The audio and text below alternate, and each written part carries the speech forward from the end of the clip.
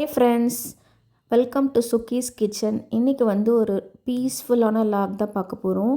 And காலையில் வந்து நான் செஞ்ச வடக்கறியோட ரெசிப்பியை டிஸ்கிரைப் பண்ணியிருக்கேன். அப்புறம் மாப்பிள்ளை சம்பா ரைஸ் வந்து எப்படி கரெக்டான மெஷர்மெண்ட்ஸை குக்கரில் வச்சு எடுக்கணும் அப்படின்னு சொல்லியிருக்கேன். அது இல்லாமல் பார்த்திங்கன்னா கீரையோட கூட்டு டயட் இருக்கிறவங்களுக்கு இந்த ரெசிபீஸ்லாம் வந்து ரொம்ப யூஸ்ஃபுல்லாக இருக்கும். அண்டு தண்டு பொரியல், அதுக்கப்புறம் பார்த்திங்கன்னா மோர் குழம்புல நம்ம வந்து வடை போடுவோம்ல, அது மாதிரி போண்டா போட்டு செஞ்சுருக்கேன். ஸோ லாகுக்குள்ளே போகலாம் வாங்க. காலையில் வந்து ஒரு 4 மணிக்கு எழுந்துட்டு அதுக்கப்புறம் குளிச்சுட்டு கோலம்லாம் போட்டுட்டு அதுக்கப்புறம் பார்த்திங்கன்னா காலையில் வந்து ஊதுவத்தி ஏற்றிட்டு பிரபஞ்சங்கிட்ட ஃபஸ்ட்டு வந்து நான் என்ன கேட்பேன் அப்படின்னா, இன்றைக்கி வந்து எனக்கு வந்து கிடைச்ச லைஃப் வந்து ரொம்ப சந்தோஷமாக இருக்குது, ஹாப்பியாக இருக்குது அப்படின்னு சொல்லுவேன். அது ஹாப்பியாக இல்லைன்னா கூட பொய்யாவது சொல்லணும். ஏன் அப்படின்னு பார்த்திங்கன்னா, நம்ம பாசிட்டிவாக இருக்கிறோம் அப்படின்னு நினச்சோன்னா நம்ம தாட்ஸு ஆக்ஷன்ஸ் எல்லாமே வந்து பாசிட்டிவாக நடக்கும். அதுதான் வந்து நான் ஒரு 10 நாளாக இதை வந்து மெயின்டைன் பண்ணிகிட்டே வரேன். 10 நாளாக பார்த்திங்கன்னா மனம் வந்து அவ்வளோ பீஸ்ஃபுல்லாக இருக்கும். அது இல்லாமல் பார்த்திங்கன்னா நம்ம நினச்சதை விட நம்மளுக்கு வந்து இந்த பிரபஞ்சம் வந்து அள்ளி அள்ளி தரும். அதை வந்து கேட்குறதுக்கு முன்னாடி ஒரு நான் தான், அது கெட்டதோ நல்லதோ அதுக்கு வந்து நான் தான் வந்து பொறுப்பு அப்படின்னு சொல்லிவிடுங்க. சொல்லும்போது பார்த்திங்கன்னா நம்ம மைண்ட் வந்து அவ்வளோ பாசிட்டிவாக இருக்கும். அண்ட் 4 வேர்ட்ஸ் வந்து நான் யூஸ் பண்ணுறேன் டெய்லி காலையில். என்னன்னு பார்த்திங்கன்னா, I am responsible for every situation what is happening in my life அப்படின்னு சொல்லிவிட்டு, அதுக்கப்புறம் பார்த்திங்கன்னா I am sorry, please forgive me, thank you and I love you அப்படின்னு சொல்லிட்டு இந்த 4 வரியை வந்து உங்களுக்கு எப்போல்லாம் டைம் கிடைக்குதோ அப்போல்லாம் சொல்லிகிட்டே வாங்க. ஸோ வந்து உங்கள் மைண்டில் எவ்வளோ தான் negative vibrations and waves pass அவுட்டே இருந்திருந்தாலும் அது வந்து பாசிட்டிவாக நடக்கிறதுக்கு நிறைய சான்சஸ் இருக்குது. நம்ம ஏன் இந்த 4 வேர்ட்ஸை வந்து திருப்பி திருப்பி நம்ம 108 டைம்ஸ் சொன்னால் ரொம்ப நல்லது. திருப்பி திருப்பி நம்ம ஏன் சொல்லணும் அப்படின்னு நினைக்கிறோன்னா, இப்போது கொஞ்சமாக ஒரு கப்பில் தண்ணீர் எடுத்துக்கோங்க. அதில் வந்து கொஞ்சம் கலர் போட்டு வைங்க. நீங்கள் கொஞ்சம் கொஞ்சமாக சொல்லும்போது கொஞ்சம் கொஞ்சமாக கலர் ஆட் பண்ணும்போது அந்த தண்ணி வந்து கரைஞ்சி வெள்ளையாக வராது. பட் நீங்கள் அதே கப்பை எடுத்துகிட்டு போயிட்டு டேப்பில் வச்சுட்டு ஃபோர்ஸ்ஃபுல்லாக வச்சு பாருங்கள், அந்த கலரில் இருக்கிற தண்ணி எல்லாம் வாஷ் அவுட் ஆகிடும். வாஷ் அவுட் ஆகிட்டு வெள்ளை கலரில் அந்த தண்ணி திருப்பி ரீடைன் ஆகிடும். அந்த மாதிரி தான் நம்ம மைண்டில் வந்து எவ்வளோ தான் நெகட்டிவ் வைப்ரேஷன்ஸ் இருந்தாலும் நம்ம அந்த 4 words I am sorry, please forgive me, thank you, I love you இதை வந்து எப்போல்லாம் நீங்கள் டைம் கிடைக்குதோ அப்போல்லாம் நீங்கள் வந்து சொல்லிகிட்டே வந்தீங்கன்னா அந்த மைண்டில் இருக்கிற நெகட்டிவ் வைப்ரேஷன்ஸ்லாம் வைப் அவுட் ஆகிட்டு பாசிட்டிவ் வைப்ரேஷன்ஸ் நடக்கும். இது வேணால் நீங்கள் வந்து ஒரு 10 நாள் கண்டினியூஸாக நீங்கள் ட்ரை பண்ணி பாருங்கள். உங்களுக்கே வந்து லைஃப்பில் நிறைய சேஞ்சஸ் இருக்கும். அப்புறம் 6 மணிக்கு மேலே த்ரோட் இன்ஃபெக்ஷன் ஆகிடுச்சு லைட்டாக, அதனால் இஞ்சி டீ போட்டு குடித்தேன். அதுக்கப்புறம் வடகறியை ரெடி பண்ணிடலாம் அப்படின்னு சொல்லிட்டு ஒரு 2 கப்பு இருக்கும், கிட்டத்தட்ட ஒரு 100 to 150 கிராம்ஸ் இருக்கும். அதை வந்து கரெக்டாக ஒரு 1 மணி நேரம் மட்டும் ஊற வச்சிட்டேன். உங்களுக்கு ஃபாஸ்ட்டாக செய்யணுன்னா சுட தண்ணியில் ஊற வச்சுக்கோங்க. அதுக்கப்புறம் பார்த்திங்கன்னா 1/4 இன்ச் இஞ்சி, 5-6 பல் பூண்டு எடுத்து மிக்சியில் அரைக்கிறதுக்கு முன்னாடி ஒரு வெங்காயம் இந்த மாதிரி ரஃப்பாக சாப் பண்ணி அது கூட சேர்த்து அரைச்சும்போது கிரேவி வந்து நிறைய வரும் அண்ட் டேஸ்ட்டாக கூட இருக்கும். அதுக்கப்புறம் பார்த்திங்கன்னா ஒரு கடாயில் ஒரு 3 டீஸ்பூன் ஆயில் ஆட் பண்ணிக்கோங்க. 1/2 டீஸ்பூன் சோம்பு ஆட் பண்ணிக்கோங்க. அதுக்கப்புறம் பட்டை, லவங்கம், ஒரு அன்னாசி பூ, கல்பாசி நான் போட மறந்துட்டு, நீங்கள் போடும்போது ஃப்ளேவர் இன்னும் நல்லாயிருக்கும். 2 பட்டை, ஒரு பிரியாணி இலை எல்லாத்தையும் போட்டு நல்லா பொரிஞ்சதுக்கப்புறம் பார்த்திங்கன்னா 2 பச்சை மிளகா சும்மா கீரி ரஃப்பாக சாப் பண்ணி அதில் ஆட் பண்ணிக்கோங்க. ஆட் பண்ணதுக்கப்புறம் பார்த்திங்கன்னா கொஞ்சமாக கருவேப்பிலை, அதுக்கப்புறம் ஒரே ஒரு வெங்காயம் ரஃப்பாக சாப் பண்ணி அதையும் போட்டு நல்லா ஃப்ரை பண்ணிக்கோங்க. இந்த வெங்காயம் வதக்கிறதுக்குள்ளே நம்ம தக்காளி நல்லா சாப் பண்ணிவிட்டு வந்துடலாம். நான் ஒரு பெரிய சைஸ் தக்காளி எடுத்திருக்கேன். அதுக்கப்புறம் நம்ம அரைச்சி வச்சுருக்கோம்ல வெங்காயம், இஞ்சி, பூண்டு அதோட விழுதும் ஆட் பண்ணிவிட்டு அந்த எண்ணெயிலே போட்டு நல்லா வதக்கிக்கோங்க.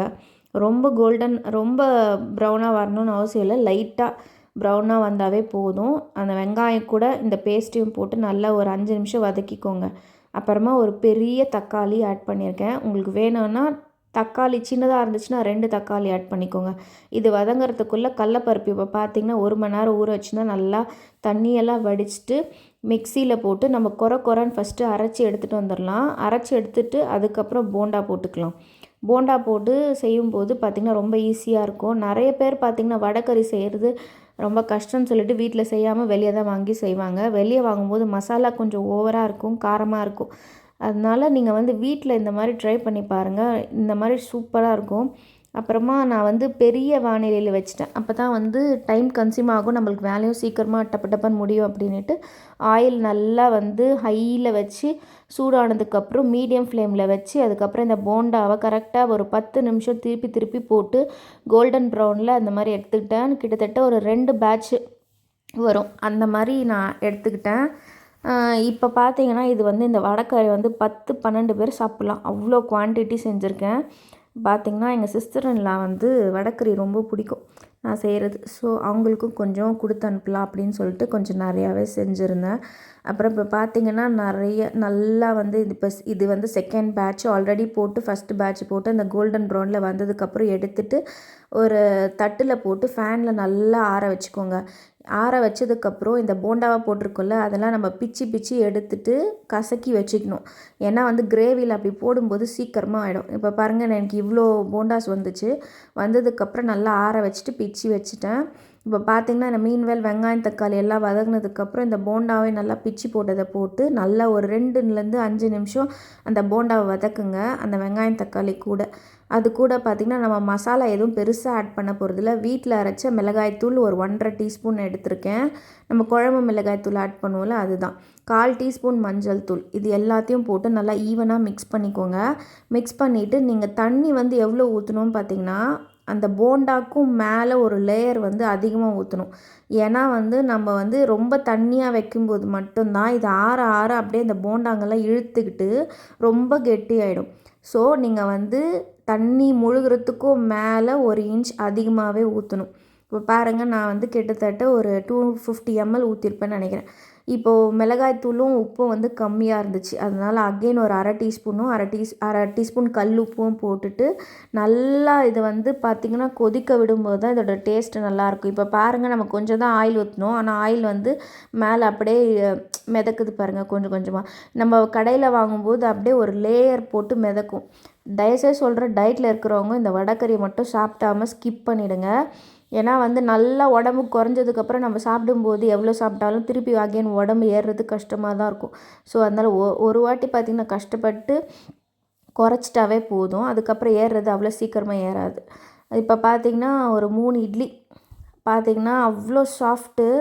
அது கூட வடைக்கறி வச்சு கொடுத்துருந்தேன். என் பையன் சப்பாத்தி கேட்டான், சரின்னு சொல்லிட்டு அவனுக்கு சப்பாத்தி போட்டு வடைக்கறி கூட கொடுத்துருந்தேன். அண்ட் மத்தியானம் பார்த்திங்கன்னா மாப்பிள்ளை சம்பா சாதம் வந்து வடிக்கலாம் அப்படின்னு பார்த்தேன். அதுக்கப்புறம் ரைஸ் குக்கரில் வச்சிடலாம் அப்படின்னு சொல்லிட்டு வச்சுட்டேன். மெஷர்மெண்ட்ஸோடு நான் உங்களுக்கு கரெக்டாக சொல்கிறேன். அதுக்குள்ளே கீரை பொரியல் பார்த்துட்டு வந்துடலாம். கீரை கூட்டு 1 டீஸ்பூன் ஆயில் ஆட் பண்ணிக்கோங்க. கொஞ்சமாக 1 டீஸ்பூன் கடலப்பருப்பு, 2 காஞ்ச மிளகா, 1/4 டீஸ்பூன் கடுகு போட்டு நல்லா பொரிஞ்சதுக்கப்புறம் நான் வந்து அரைக்கீரையை நல்லா பொடியாக சாப் பண்ணியிருக்கேன். இந்த அரைக்கீரை வந்து நம்ம சாப்பிடும்போது பார்த்திங்கன்னா நர்வஸ் சிஸ்டம் அவ்வளோ நல்லாயிருக்கும். நரம்புகள்லாம் பார்த்திங்கன்னா அவ்வளோ பலப்படும். அது கூட கொஞ்சமாக ஒரு அரை டீஸ்பூன் உப்பு மட்டும் ஆட் பண்ணிவிட்டு ஒரு லிட்டு போட்டு மூடி வச்சுட்டேன்.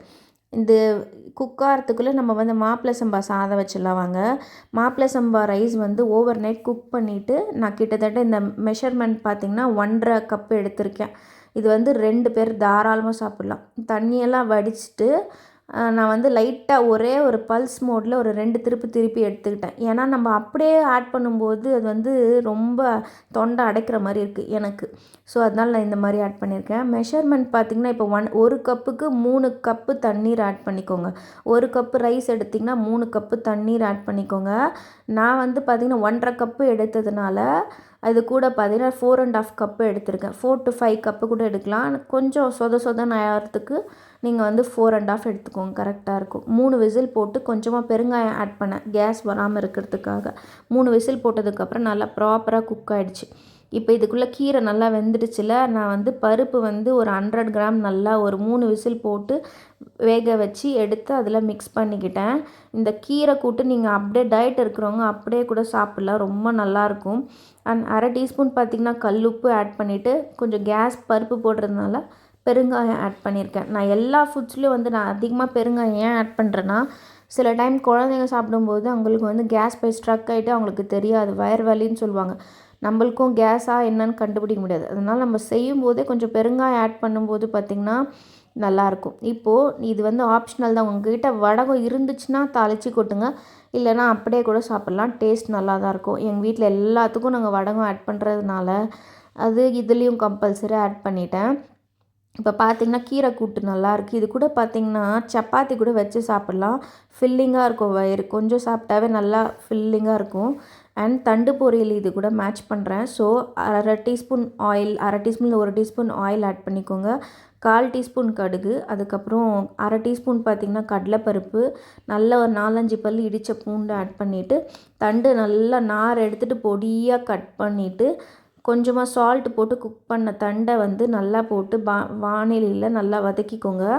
இந்த நார் வந்து க்ளீனாக வரணும் அப்படின்னு நினச்சிங்கன்னா தயிரில் போட்டுட்டு ஒரு தொடப்பக்குச்சி வச்சு இப்படி கலர்னிங்கன்னா அந்த நாரெல்லாம் சூப்பராக அழகாக மேலே வந்துடும். நான் வந்து உங்களுக்கு டைம் இல்லாதனால உங்களுக்கு காட்ட முடியல. உங்களுக்கு வேணும்னா கீழே கமெண்ட்டில் கேளுங்க. நான் வந்து நெக்ஸ்ட் டைம் அதை வந்து எப்படின்னு சொல்லிட்டு சொல்கிறேன். நான் வந்து அதுக்கே ப்ராப்பராக இப்போ எடுக்கல பாருங்கள். அங்கங்கே நீங்கள் வீடியோவில் பார்க்கும்போது நல்லா மாட்டுது பாருங்கள். இது வந்து ப்ராப்பராக பொறுமையாக செய்யும்போது இது நல்லாயிருக்கும். இப்போ பார்த்திங்கன்னா 1/2 டீஸ்பூன் வந்து மிளகாய்த்தூள், 1/4 டீஸ்பூன் மஞ்சள் தூள் ஆட் பண்ணிக்கோங்க. கொஞ்சமாக சால்ட் வந்து நான் ஆல்ரெடி தண்டில் குக் பண்ணும்போது பார்த்திங்கன்னா ஆட் பண்ணியிருக்கேன். ஸோ அதையும் அதில் போட்டுட்டு இப்போ பார்த்திங்கன்னா நல்லா ஈவனாக வந்து மிக்ஸ் பண்ணிவிட்டு, சால்ட் கொஞ்சம் கம்மியாக இருந்ததுனால அகெயின் ஒரு 1/4 டீஸ்பூன் மட்டும் ஆட் பண்ணிவிட்டு, ஒரு பச்சை வாசனை போகிற வரைக்கும் வந்து பார்த்திங்கன்னா ஒரு 7 நிமிஷம் ஒரு லிட்டு போட்டு மூடி வச்சுக்கோங்க. லிட்டு போட்டு மூடி வச்சதுக்கப்புறம் அந்த பச்சை வாசனைலாம் க்ளீனாக போயிட்டு தண்டு வந்து நல்லா லைட்டாக அந்த நறுக்குன்னு இல்லாமல் நல்லா குக் ஆகிருக்கு. இப்போ பார்த்திங்கன்னா வேர்க்கடலை நல்லா வறுத்து நான் பவுடர் பண்ணி வச்சுப்பேன். எங்கள் வீட்டில் எல்லாத்துக்கும் தடுக்கி விழுந்து அந்த பொரியலில் இது தான் ஆட் பண்ணுவாங்க. பார்த்திங்கன்னா ஒரு 4 டீஸ்பூன் வேர்க்கடலை பொடி ஆட் பண்ணியிருக்கேன். வேர்க்கடலை பொடி வந்து ப்ரோட்டீனு. அந்த தண்டு வந்து எதுக்கு சாப்பிட்றேன்னா அதுவும் ஆண்களுக்கு ரொம்ப நல்லது. இந்த கிட்னி ஸ்டோன்லாம் வராமல் இருக்கும்.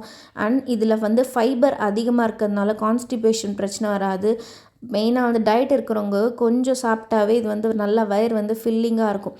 இப்போ டயட் இருக்கவங்கன்னா கொஞ்சமாக சாப்பாடு சாப்பிட்டுட்டு சாப்பாடு கூடயே இந்த தண்டு அதிகமாக வச்சு சாப்பிடும்போது உங்களுக்கு வந்து வயிறும் ஃபில்லிங்காக இருக்கும்.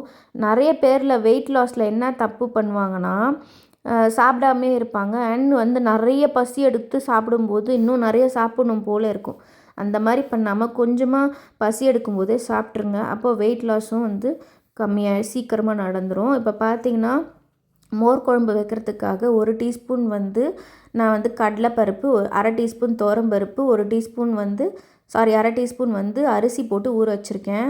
இப்போ பார்த்திங்கன்னா 1 டீஸ்பூன் கடாயில் பார்த்திங்கன்னா ஒரு 1/2 டீஸ்பூன் பார்த்திங்கன்னா தனியா, 4-5 பச்சை மிளகா, 1/4 இன்ச் இஞ்சி, அதுக்கப்புறம் அரை டீஸ்பூன் மட்டும் சீரகம் போட்டு நல்லா வதக்கிட்டு அது கூட பார்த்திங்கன்னா நம்ம வந்து கொஞ்சமாக தேங்காய் வச்சு ஆட் பண்ணும்போது கிரைண்ட் பண்ணும்போது மோர் குழம்பும் டேஸ்ட்டாக இருக்கும்.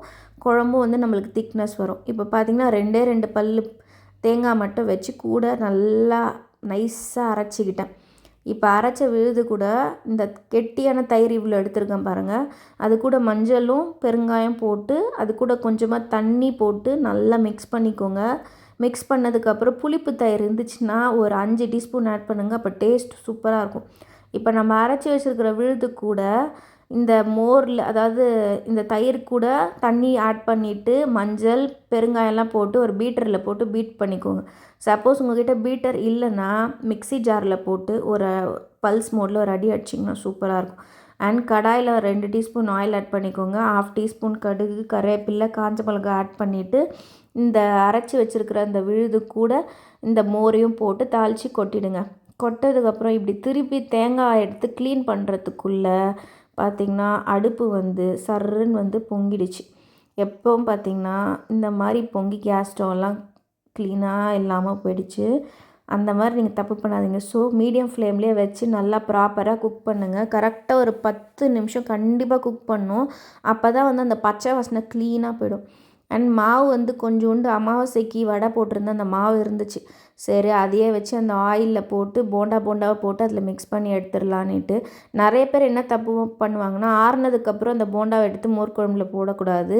அப்படி போடும்போது அந்த போண்டா வந்து அந்த ஹாட்டில் வந்து ஊறாமல் நம்மளுக்கு வந்து சாஃப்டாக கிடைக்காது. வேறஸ் நீங்கள் அப்படியே போடும்போது பார்த்திங்கன்னா, நல்ல மோர் குழம்புல அந்த வடை வந்து போண்டா வந்து நல்லா ஊறியிருக்கும். இந்த மாதிரி மோர் குழம்பு நீங்கள் செஞ்சு சாப்பிட்டு பாருங்கள். வீட்டில் இருக்கிறவங்க எல்லாருமே பாராட்டுவாங்க. அவ்வளோ டேஸ்ட்டாக இருக்கும்.